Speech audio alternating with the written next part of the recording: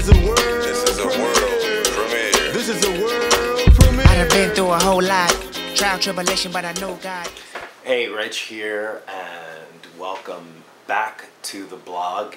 It's day 53 of my 60-day raw food challenge. I have 7 days left to go, and things are still moving along really smoothly. So today, I was checking out the vlogs of some of the other folks that I follow, and I came across the Honest Vegan's blog from yesterday, where she talks about a relationship that she has started with a meat eater.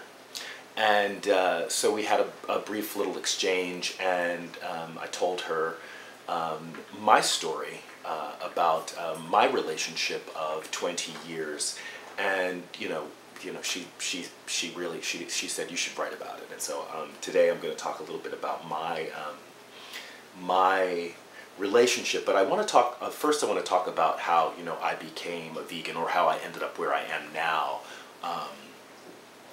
So my shift towards veganism started kind of by accident. A friend of mine started a company providing fresh pressed juices, and convinced me to do a 3-day cleanse, and so I did.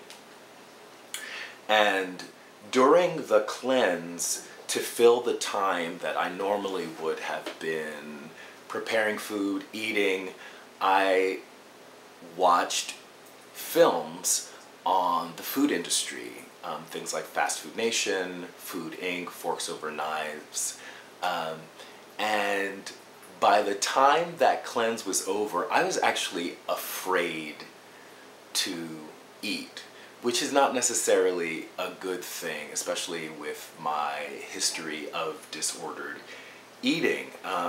So I just don't think that that was the healthiest entry into the vegan lifestyle. Now, interestingly, all of this coincided with my getting married to my partner of 15 years at the time. And so you can imagine how it was a little bit of a damper on the honeymoon when I made the decision to step into a raw vegan lifestyle. I made the decision that I was going to try to live as a raw vegan, and I tried to convince my husband, who, the first day of our marriage, to step into a raw vegan lifestyle with me. So you can imagine how traumatic that was for him, and the strain that that might have put on our relationship. So 5 years later, we're still married. And I'm still on this path to veganism, and my husband still eats meat. And I'm certain that we're not the only couple who are living, a similar experience. In fact, it seems to me that it's far more likely that, in relationships, one partner will, make the decision to make some type of a life change, while the other, is left in their own place, and likely people are shifting in all kinds of directions. So I imagine that it's rare where you have any couple that's been together where they're constantly in shift, in tandem.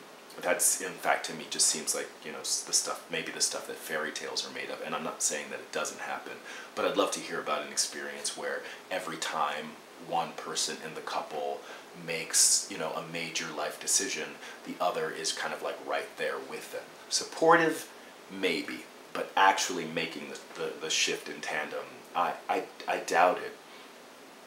So the question is, should I have turned my back on any of the people in my life who have continued to eat meat since I decided to make this particular change?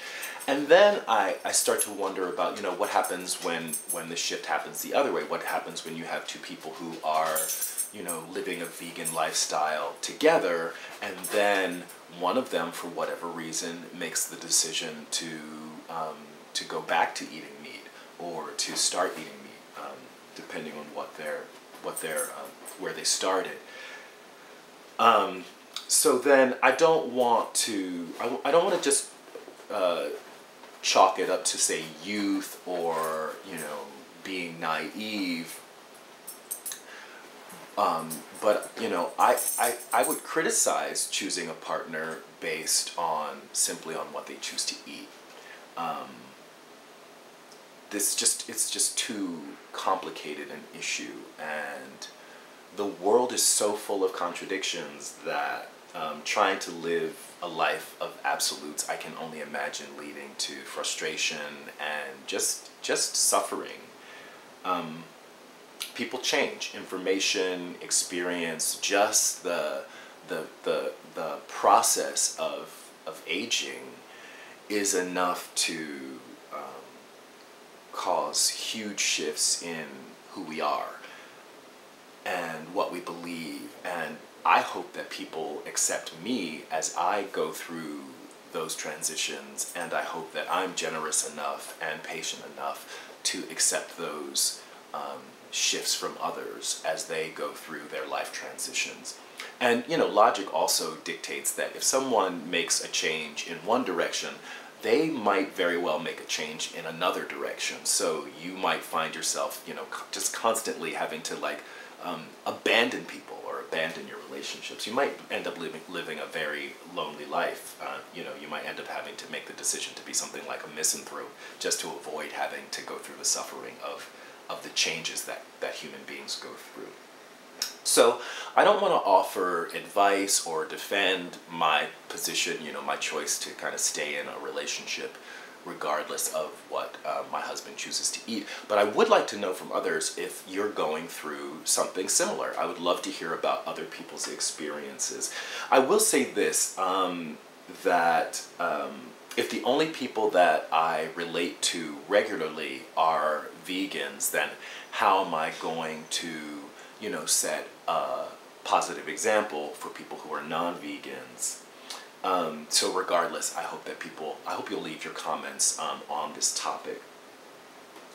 My music recommendation for today is Halsey and her album Badlands, and the the track that I'm leaving you today is called Gasoline.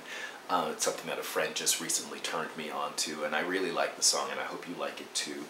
So this is Reg. I'm checking out on day 53 of my 60-day raw food challenge. I want to thank you guys again for joining me for another episode. If you like it, please like it, and certainly please subscribe to the channel. That said, I hope you continue loving yourself. Have a great one, and peace. And I love myself.